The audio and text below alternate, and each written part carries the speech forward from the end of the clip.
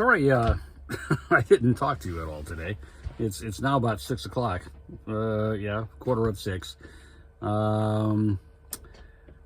And well, it was not a great day. Nothing horrible went wrong. It was just, some days there's wind and some days there's not wind. And emotionally, I can deal with either of those. Today there was intermittent wind, which was really annoying. It'd blow, decent for, I could do 3.5, 4 knots for half an hour, and it would just die. And so I'd motor some, and then the wind would come back, and I'd sail some, and then the wind would die, and I'd motor some, and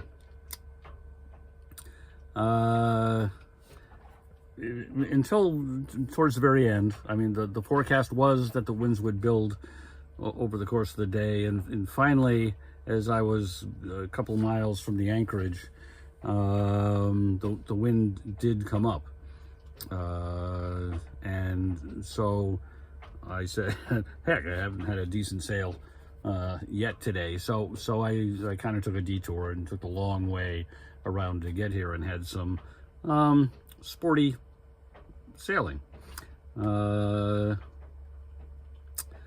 So for an hour or two, so that was good. But hopefully the video I took told most of the story, and hopefully the drone footage I took before leaving the harbor on Pickering Island this morning came out. It hadn't really occurred to me before that the mornings are often pretty calm, and so it's a much better opportunity for flying the drone than evenings, which is somehow I had it stuck in my head. Anyway, that's really all there is to report for what happened today, although it was another very nice sunny day. I'm having no problem whatsoever getting my batteries back up to 100% with the solar panels on the arch. So I guess that's good news. I guess we'll just do the chart and call it a day. So today's sail won't quite fit on one chart. Not that that's a big deal. So here's Pickering Island in that little harbor we stayed in last night. And when I left, there was no wind, which is pretty common early in the day. So we came out and we navigated through this narrow little space here and down, and we came and we took the opportunity, since we were here and under power and didn't have a long day planned, we came and investigated Northwest Harbor here on Deer Isle as a alternate anchorage, and it looks quite serviceable. The Windjammer Heritage was in there. I think I got a shot of that. So it's certainly not an unpopulated area, but most of the houses are screened by trees and such, and there's plenty of room. There's a few boats on moorings down in here. Other than the Heritage, there was nobody anchored there. Anyway, so it's definitely a possibility for anything except northwest winds.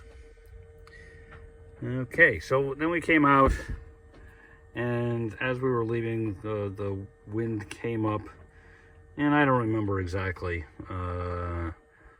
all of the tacks. We tacked over this way some, because the wind was coming southwest. So we went back and tried to clear this headland, and I think the wind died before we did that, and motored some, and we tacked over here. Here's Eagle Island that has on the tip of it here, there's a white lighthouse and another white structure near it, and it's very strange because the second structure is kind of a pyramid shape, but doesn't seem to have any function. No idea what it does, but it's very unique and picturesque, kind of. So we fooled around, tacking some and motoring some, making our way south towards the Deer Isle Thoroughfare, which goes here past Stonington, and down this way, and somewhere right around in here, the wind picked up, and it seemed serious. So I raised the sails and tacked out this way, almost all the way out to this buoy here south of Brown Cow, and then came back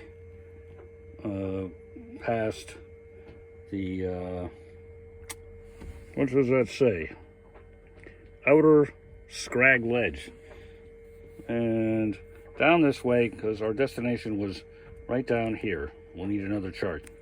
So once again, Stonington is right up here. I don't have all the same lines drawn in this chart, but we came down past Mark Island, which has a picturesque little lighthouse on it, and down,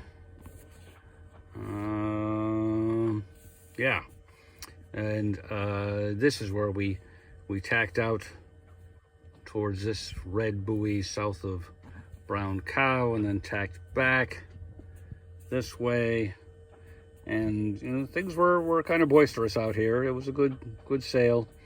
Tacked back down here to Kimball Island, which is unpopulated and I'm pretty sure part of the Isle o Ho Park. And we're down in this little harbor in here. It's just me and a lot of lobster pots. This was true last time too. This is kind of unusual in a shallow harbor to have this many lobster pots, but there must be some reason. I don't know that much about why lobster pots go where they are. There's lots of them in hundreds of feet of water, and here there's a bunch of them in 10 to 20 feet of water. But I managed to find a spot where I'm not bumping into one, so that's good. And it's protecting us from, again, the southwest west winds are going to continue overnight. They're going to drop off, so should be a good anchorage for these conditions. So, and we'll do a look around in the harbor. I really should get into the habit of doing these earlier in the day, because you're going to want to be able to deal with the setting sun, but it is what it is.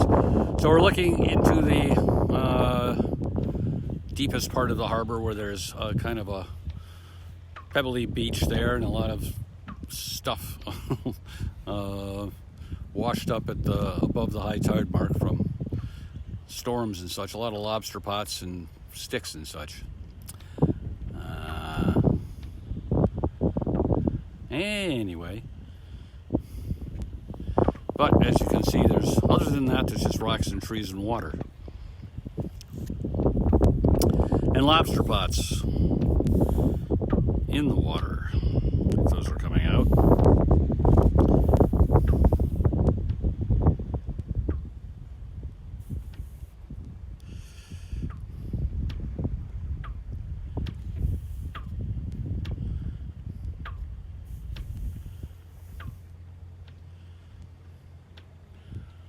So way up there is the town of Stonington.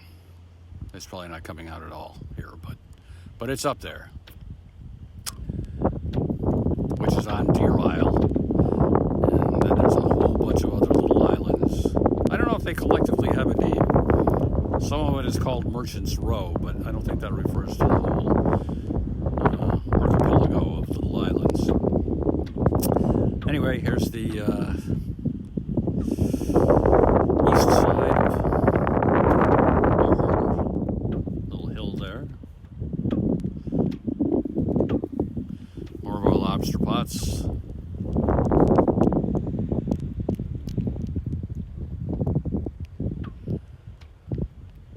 And back to our pebbly beach.